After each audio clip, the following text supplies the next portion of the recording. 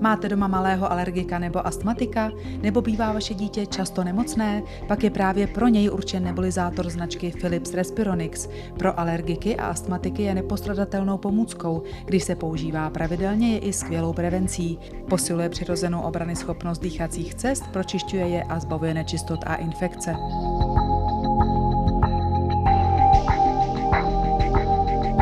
Klasické inhalátory krabicového tvaru ovšem nemají u dětí velký úspěch, proto je tu novinka. Inhalátor Sami ve tvaru lachtana, který vzbuzuje v dětech důvěru a zahání jejich případné obavy z inhalování. Obecně tyto kompresorové inhalátory vydávají takový mírný chrčící zvuk a zvláště u menších dětí to může být problém. Tady díky tomu tvaru lachtánka, ještě s přidanou maskou, která je v podobě želvičky, tak to navozuje pohodu a hravý dojem z této inhalace. A je tu další výhoda. Výrazné snížení doby inhalace léčiva, a to až o polovinu. Nebulizátor Philips Respironics totiž umí díky patentované technologii SideStream vytvořit optimální aerosol pro účinnou inhalaci.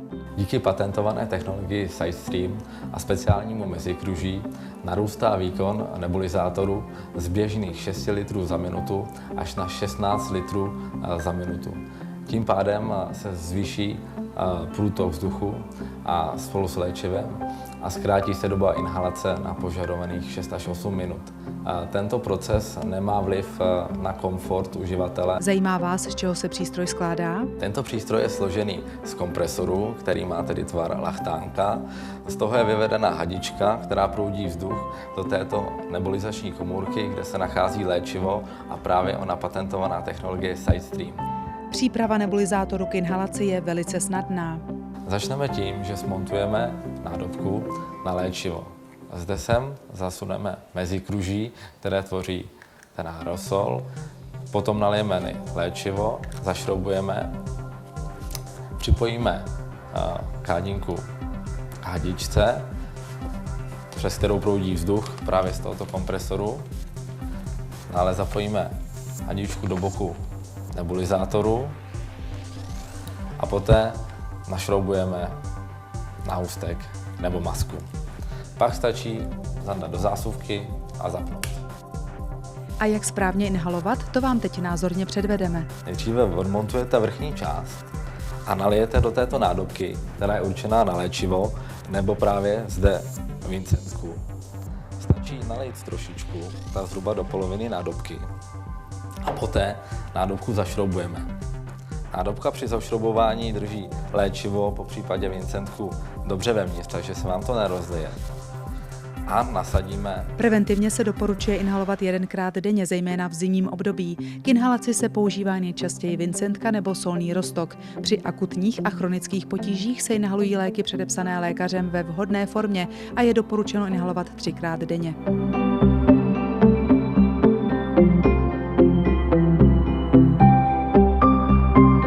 Inhalátor Sami je sice konstruován pro děti, ale používat ho mohou také dospělí, i když pro ně jsou na trhu další produkty. Nebulizátor pro dospělé, který se jmenuje Innospray Essence.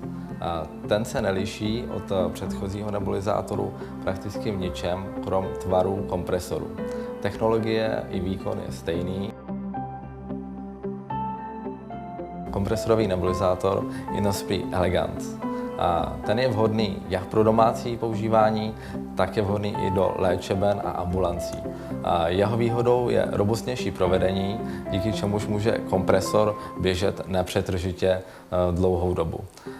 Tuto vlastnost má také kompresorový inhalátor Sami, který je pro děti a může být také určený pro ozdravovny a ambulanční zařízení. Produkty Philips Respironics můžete zakoupit v lékárnách, v prodejnách zdravotních potřeb či na internetové stránce zdravotní-poradna.cz.